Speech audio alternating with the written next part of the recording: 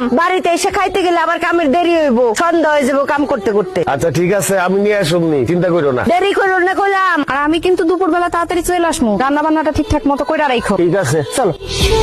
আব্বা এতক্ষণ ধরে চেষ্টা করতেছো, তারপর আগুন জ্বলতেছে না, লাকড়িটা কি ভেজা নাকি? তুই যেই হারে চোখের পানি নাকের পানি ছাড়তেছস, তাতে লাকড়ি এমনি ভিজা যাইবে। সমান অধিকার দিতে গিয়া এখন তো মনে হইতেছে চোখে দেখার অধিকারই হারাই ফেলামো বাপ্পুলাই। তাই তো দেখতেছি। আবার জ্বলছে জ্বলছে জ্বলছে, ধাক্কা দাও ধাক্কা দাও, জোরে ধাক্কা দাও। ও ভাবি, আপনি কে? কিস্তি আলি। ভাবি কই? আপনি আলিফের বউ না? হ, আমি আলিফের বউ, কিন্তু আপনার বউ কই? বাপের বাড়িতে গেছে, ভাই আহে নাই, আপনি এসেছেন কেন? আরে ভাই, প্রত্যেকদিন কি আপনার ভাইরই আসতে হইব? তার অন্য কোনো কাজ থাকতে পারে না, শরীর খারাপ হইতে পারে না? আগামী 15 দিন আমি কিস্তি তুলবো। ভাবি তো 3 সপ্তাহ কিস্তি বাকি, তাড়াতাড়ি টাকাটা দেন। 3 সপ্তাহের কিস্তি রেডি করা আছে, আসেন। কই? টাকা তো ঘরে। নিয়ে আসেন। আরে বাড়িতে এসেন, নাস্তা করবেন, কথা বলবেন, আসেন তো ঘরে আহেন। মানে কি? কিস্তি 3টা জায়গায় 6টা দেবো, 3টা খাতা উঠবেন আর 3টা আপনার জন্য বোনাস। ও তো বাপের বাড়ি, বুঝেন না? হরামির বাচ্চা, তুই এসব কি কইতাছস? কিস্তি দেবো, আসেন না একটু ভিতরে। তোরে জুতোটা দিয়া পিডামু, তোর কিস্তি আলিফ এসে নিব।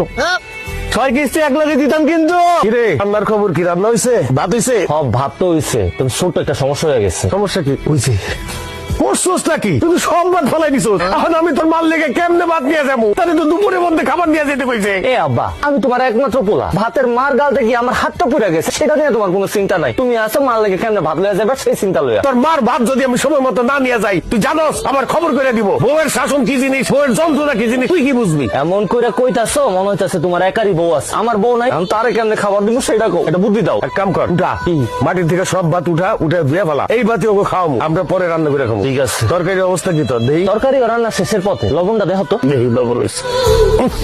করছোস কি? কিসে? লবণ দিতে দেশ নাই। কি কো, লবণ দিছি তো, খারাপ আবার দিতাছি। দে এবার দেখো তো। দেখি হয় নাই তো, আরো দে। এবার দেখো, ফুসকেন সব হারাইয়া ফেলাইছো। তুমি তো একই চামচের থেকে বারবার লবণ সাইকা দেখতেছো, লবণটা হইবটা কেমনে? এখান থেকে দেখো, পাতিল থেকে দেখো, দেখো ঠিক আছে। ইয়াল্লাহ, এত লবণ দেয় মানুষ? তুমি নিজেই তো আমার লবণ দিতে কইলা, তাহলে এখন কি করুম? পানি দে, বাইন্ডাম।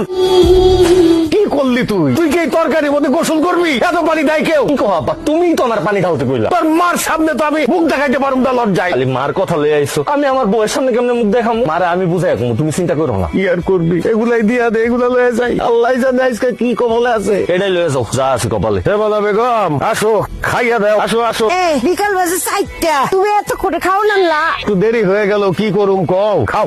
কামাক গেছেন আমার? মোরে কামাক গায় নাই, একটু ঠিক মতো কাম করতে হইব। আমার কাম আমি বুঝুম। আর দুইয়া তুমি আমার সাথে খায় না? কে খাইতে হইব? তুমি প্লেটে খাও আর আমি বাটিতে খাইতেছি।